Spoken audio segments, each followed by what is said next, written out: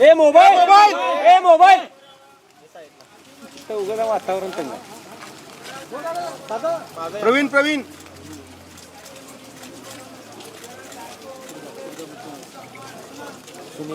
मागे जाण्यात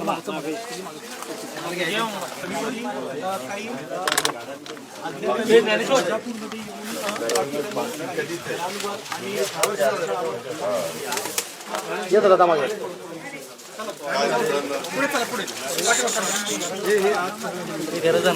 सचिन सर तुम्ही कशाला टाकला बाबा असं करा.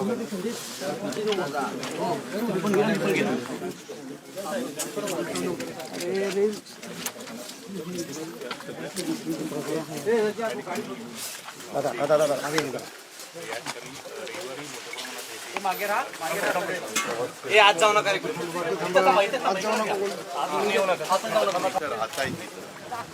हे चांगल्या ठिकाणी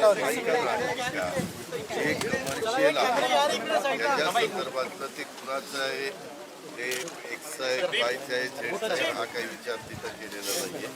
तिथं मात्र ते काढलं जाणार आहे जे कमर्शियल आहे ते घराला कुठेही धक्का त्या ठिकाणी लावलेला. मोबाईल प्रताप तुमचा मोबाईल यायला प्रताप सर अतिक्रमण जे काढलं जात आहे ते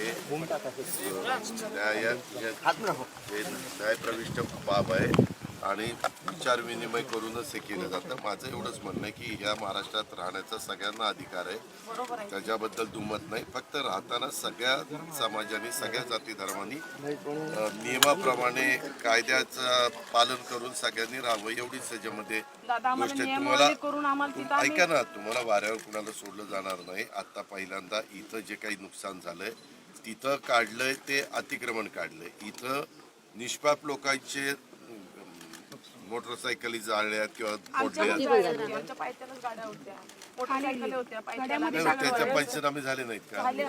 आम्ही वरून खाली आम्हाला कोणी उतरवलेलं पण नाही आहे आणि ऍक्च्युली पण नाही. आता आमच्या मुलाशी सरळ दूध नाही आहे, औषध उपचार कुणाची होईना झाले, आणखी कसं ही सगळं तोडफोड चालली आहे. त्याच्यात कोण कोण राहते कमर्शियल तुमच्या राहणाऱ्या ठिकाणी कुठं काय केलंय? घरातनं बाहेर काढून स्वतः कलेक्टर आहे,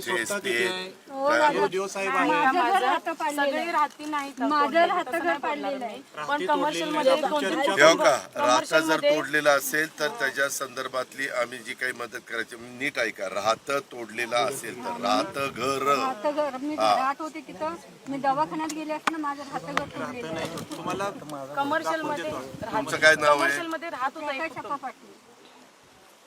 तुम्ही तिथं काय करत होता व्यवसाय? आम्ही रूम भरायचो. अच्छा, म्हणजे पर्यटक आल्यानंतर एक दिवसाकरता 2 दिवसाकरता तोच व्यवसाय येणाऱ्या पर्यटकांना आपलं रूम पाणी द्यायचं तेच कमर्शियल तेच आहे आमचं. आणि ते पण 2-2.5 वर्षापूर्वी म्हणजे 31% चालू आहे. त्यात आमचा उदरनिर्वाह चाललाय. त्यात हे सगळं केलंय.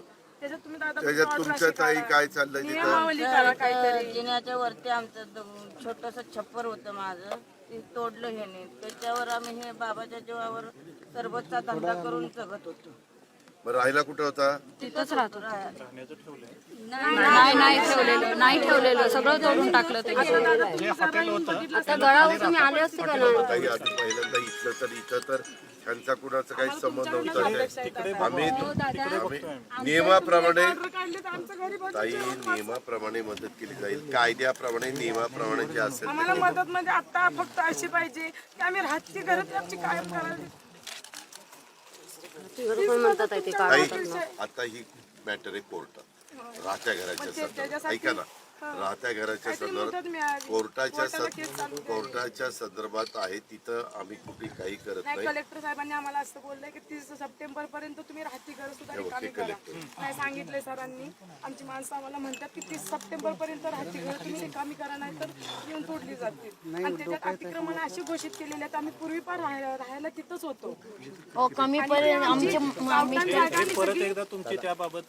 मोजणी पत्रात एक मिनिट मला सगळ्यात तुम्हाला सांगायचंय, तुम्ही घाबरून जाऊ नका.